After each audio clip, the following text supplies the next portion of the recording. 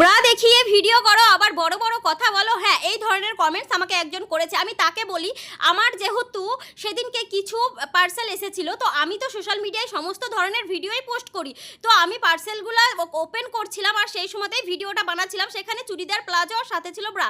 এখন আমি তো জেনে বসে নেই কোন পার্সেলে কি আছে।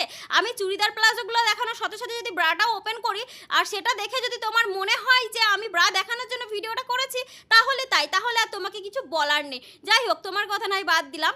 এখানে দেখো আমার বর কিছু বাজার অর্ডার দিয়েছিল আমাদের দুপুরে রান্নার জন্য, তো সেই বাজারগুলো এসেছে, সেগুলো আমি এক এক করে বের করছি। আর এই যে মিষ্টি দই, যেটা দেশের বাড়িতে আমাদের 15 টাকাতে এর থেকে বেশি বড় কাপ পাওয়া যায়, আর এখানে এই মিষ্টি দইটার দাম 35 টাকা নিয়েছে।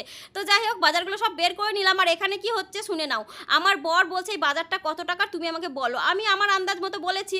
এখন তোমরা শোনো আমার বর কত টাকার বাজার বলছে, তোমাদের তারপর কমেন্টসে জানাবে যে সত্যিই বাজারটা কি এত টাকার হতে পারে। আর এখানে আছে আদ্রা। এই বাজার কত টাকার বাজার এটা? আইডিয়া করো তো দেখি তোমার কতটুকু আইডিয়া। ওই হবে 200-250। 200-250 কি রে গাইস, তোমরাই বলবে এই বাজারটা কত টাকার হতে পারে। আমার আইডিয়া 200-250, কিন্তু আমার বর এটা অর্ডার করেছে কত?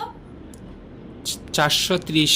430 টাকার বাজার। মাই গড, বাইরের দেশে থাকলে শাকসবজি খাওয়া বন্ধ করে দিতে হবে, ঠিক আছে?